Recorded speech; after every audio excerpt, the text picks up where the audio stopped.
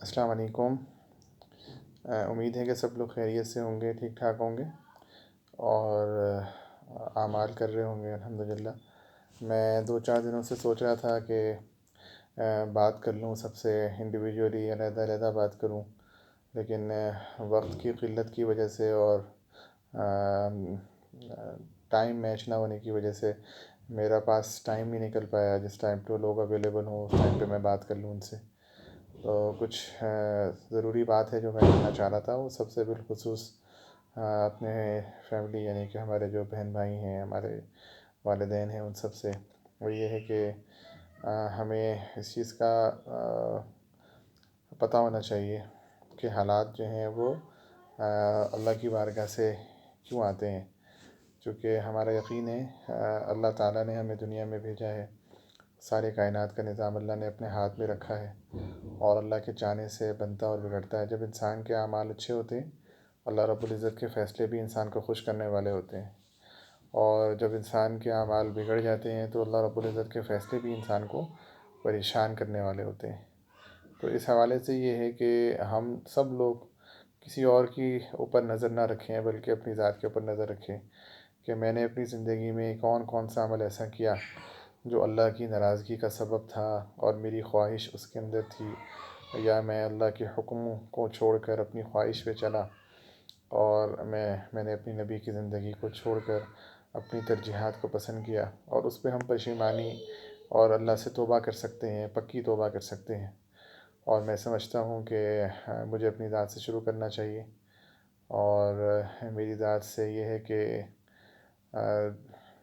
زندگی میں کسی کو بھی اگر کوئی بھی تکلیف جو کہ ظاہر ہے ہوئی ہوگی، کچھ چیزیں میرے سامنے بھی ہیں، کچھ چیزیں شاید میرے سامنے بھی نہ ہوں، میری عادت میں یا میرے مزاج میں یا میری بیوقوفی کی وجہ سے اگر کسی کو بھی تکلیف ہوئی ہو، بالخصوص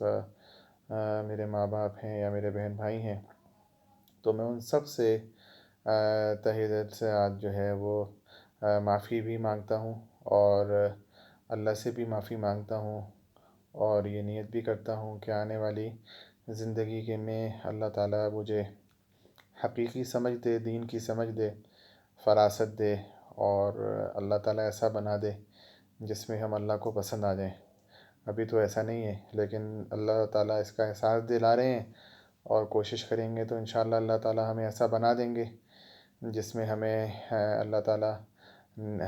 نگاہ نصیب فرمائے، عقل فراست نصیب فرمائے، اور صحیح و غلط کی پہچان نصیب فرمائے، اور صحیح کرنے کی استعداد بھی نصیب فرمائے، تاکہ ہم اپنی زندگی کے اندر سرخرو ہو جائیں اور ایک اچھا خاتمہ اللہ تعالیٰ ہم سب کو نصیب فرمائے۔ اور موجودہ حالات کے اعتبار سے چونکہ جب انسان کے سامنے موت اس کے سامنے آ جائے اور اس کو ایسا لگے کہ میں کسی وقت بھی مر سکتا ہوں، حالانکہ موت کا آنا یا روح کا جسم میں سے نکلنا، اس کے لیے ملک الموت وائرس کا محتاج نہیں ہے کہ ہمارے جسم میں وائرس داخل ہو اور کرونا وائرس سے ہی ہم مریں۔ وہ تو اللہ کا عمل ہے، اللہ جب بھی نکال لیں اللہ کی چیز ہے۔ اور ملک الموت جو سبب بناتے ہیں وہ صرف اس لیے بناتے ہیں کہ اللہ یہ دیکھنا چاہتے ہیں کہ اس کی نگاہ سبب پہ گئی یا میرے حکم پہ گئی، وہ تو اللہ کی ذات سے رائے۔ تو اس وقت جو معاملہ ہے وہ یہ ہے کہ ہم سب لوگوں کو اپنے رویوں کو بھی، اپنی ذات کو بھی، اپنی ہر چیز کو، اپنی سوچ کو بھی تبدیل کرنے کا وقت ہے، اور اللہ تعالیٰ پر گمان کو کرنے کا وقت ہے، اور اللہ سے مانگنے کا وقت ہے، اور اللہ سے تعلق بنانے کا وقت ہے۔ اللہ تعالیٰ نے ہمیں بہترین موقع دیا ہے کہ ہم اللہ تعالیٰ سے تعلق بنائیں، اپنے گھروں کے اندر، اپنے گھروں کے اندر جو ہے وہ اعمال کو زندہ کریں، گھر کے اندر آخرت کے تذکروں کو زندہ کریں، اپنی ذات کے اندر اپنی دعاؤں کو بڑھائیں، 1 گھنٹے کی دعا ہو، اللہ سے مانگنا ہو، اور کوشش ہو ہماری کہ ہم اس کی ذات سے جو ہے ہم سے جو کچھ ہوا ہم اس سے اللہ تعالیٰ سے معافی کروا کے، اگر ہم جاتے بھی ہیں دنیا سے تو ہم اللہ سے معافی مانگ لیں، اور آنے والی جو زندگی ہے اللہ تعالیٰ سے اس میں برکت بھی مانگیں، اور اس کو صحیح طریقے سے استعمال بھی اللہ سے مانگیں۔ تو اس کے لیے یہ ہے کہ کچھ عمل ہیں، اگر انسان وہ کر لے تو سب سے پہلے جو ہے میں شیئر کرنا چاہتا ہوں اپنے سارے بہن بھائیوں سے، وہ یہ ہے کہ اگر انسان مر جائے تو اللہ تعالیٰ اس کی قبر کے اندر جو ہے اس کو 70 دفعہ جو ہے رحمت کی نگاہ سے دیکھتے ہیں، اگر وہ یہ عمل باقاعدگی سے کرے۔ تو عمل بہت چھوٹا ہے، بہت آسان ہے،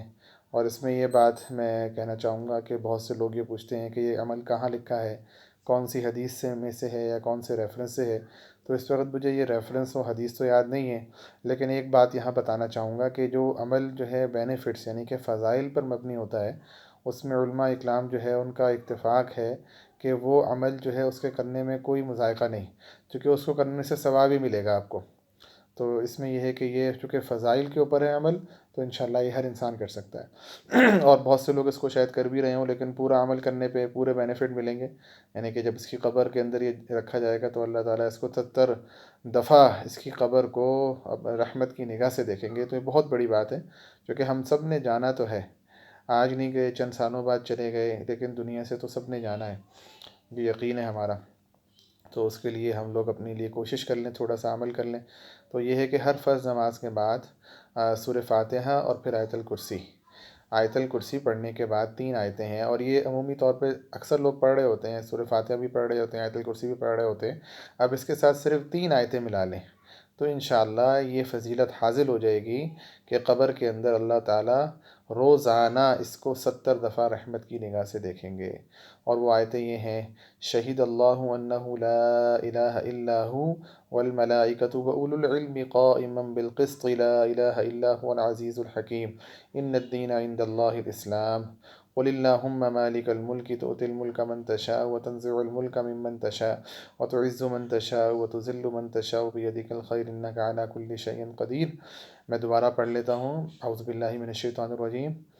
شہید اللہ انہ لا الہ الا ہو واولو العلم قائما بالقسط لا الہ الا هو العزیز الحکیم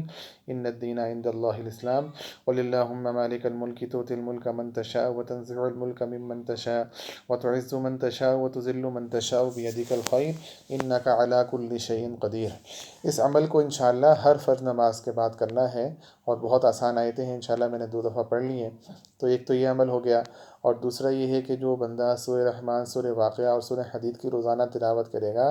وہ جنت الفردوس میں رہنے والوں میں پکارا جائے گا. تو اس کی بھی کوشش کر لی جائے کہ انشاءاللہ اللہ تعالیٰ سے مانگا جائے. اور باقی سب لوگ ایک دوسرے کو بھی معاف کریں.